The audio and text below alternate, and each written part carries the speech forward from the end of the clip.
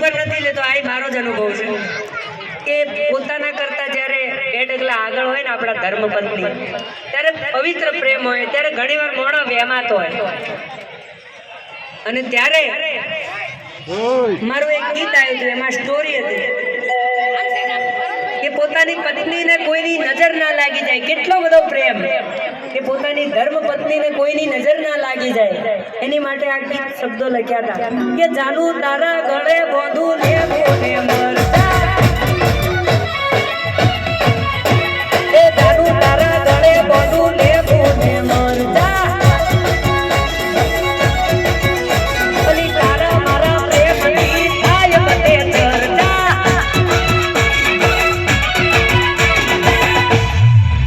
Break કરીને એટલે ગાવું કે આજે ગરબા નથી એટલે સ્ટોપ કરીને સમજાવતા ગવાય. કેમ મરચો ને લેંબુ બાંધી આપણે કોઈની નજર ના લાગે.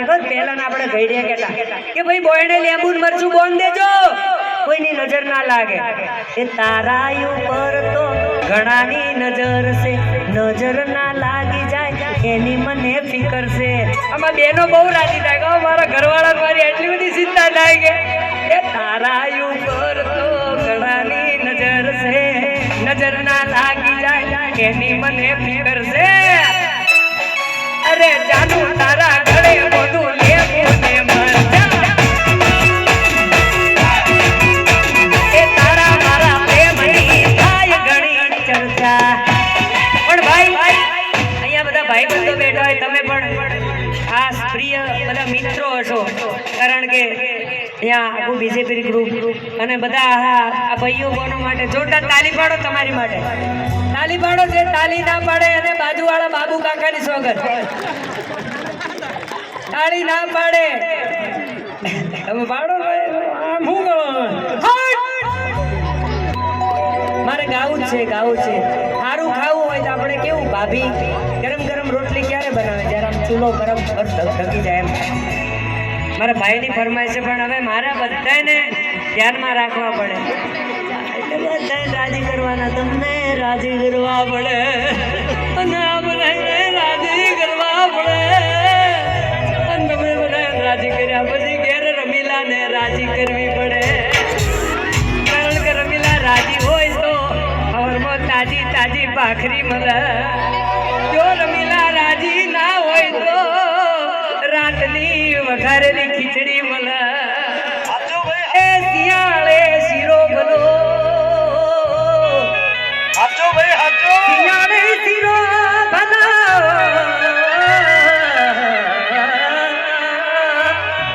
અરે શિયાળામાં શીરો ભલો અને ઉનાળામાં ટાઢી ટાઢી છાશ. ચોમાસામાં ગરમ ગરમ મેથી ના ભજીયો ભલો રાયપુર નો.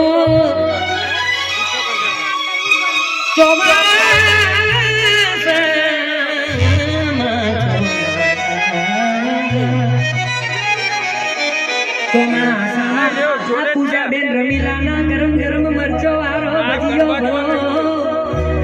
અમારી બાજુ તો ઢેબરા બને, 4 વાગે પલાળવા પડે, લહોટવા પડે. અડદના ઢેબરા 4 વાગે લહોટે, 6 વાગે બનાવે.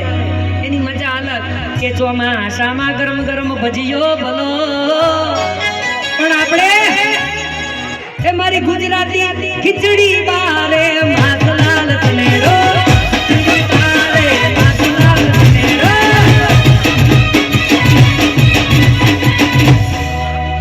આમાંથી ખીચડી કેટલાને બનાવતા આવડે? બધા નહીં આવડતું. શું ભલે ખાલી મોબાઈલમાં રમમ કરો. હું કહું છું એક બીજી વાત કહું છું કે મોબાઈલ છે ને કમાવાનું મશીન છે, અત્યારે ઓફિસ છે, પણ એનો સદુપયોગ કરજો યાર, મોબાઈલનો દુરુપયોગ ના કરતા. હું પોતે મારો મોબાઈલ ગમે ત્યાં પડ્યો હોય, આપણને ચિંતા જ નહીં કે સવિતાનો ફોન આવશે, કવિતાનો ફોન આવશે, રમીલાનો. આપણને એક જ ચિંતા કે જે મારા પોતાના છે એનો ફોન આવે તો મારી જિંદગી એમની માટે આપી દઉં. બાકી દુનિયામાં તો તમને છે ને ટાઈમ પાસ કરવા માટે હજારો લોકો મળશે, એટલે ફોનને છે ને ઘણા લોકો આમ આખો દાડો, છોકરાઓ પણ આખો દિવસ મોબાઈલને આમ કરો છો ને બેટા, એ મોબાઈલની અંદર ભણવાનું પણ છે, એમાં ભણજો.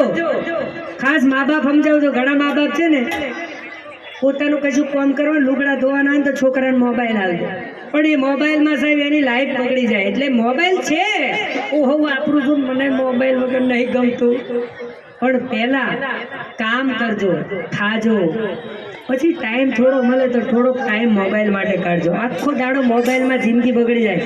ઘણા મોબાઈલમાં રૂપિયા કમાય છે સાહેબ, તમે પણ કમાઈ શકો, પણ પેલું રમીને પેલું આપણે કશું રમે છે ને, શું રમે પેલું? હા, એ રમવામાં છે ને ઘણા ઘરબાર વગરના થઈ ગયા છે. એટલે ખાસ કરી મને હું એડવર્ટાઇઝના પૈસા મળતા હતા સાહેબ, કે તમે આ એડવર્ટાઇઝ બનાવો, અમે તમને પૈસા આપીશું. મેં કીધું યાર કોક અવળા ધંધે ચડી જાય અને એની એડવર્ટાઇઝ અમે બનાવીએ ને તો સાહેબ અમને પાપ લાગે, કારણ કે હમ તો કલાકાર હે, कलाकार है ना, हम किसी के गैर की बात करते ना किसी से बैर की बात करते, अरे हम तो कलाकार है, मोहब्बत की बात करते, मोहब्बत की बात करते हैं. ત્યારે આ ખીચડીની વાત એટલે કરી, મને ખીચડી જ આવડે, બીજું કશું આવડતું નહીં. હું બૈરાથી થોડા દાડા રિહેન જતો રહેલો એકલો. આ 2004 ની વાત છે. નવો લગ્ન કર્યો, મા બાપ તો દીકરા ને દીકરીની ચિંતા કરે, એટલે મારા પપ્પા રોજ વડે રમીલા. ઓકે કઈથી આ બનાવતા ને મા બાપ ને ચિંતા હોય, જ્યારે મા બાપ વડે ને ત્યારે ધ્યાન રાખજો કે એમનું ખોટું નહીં લગાડવા.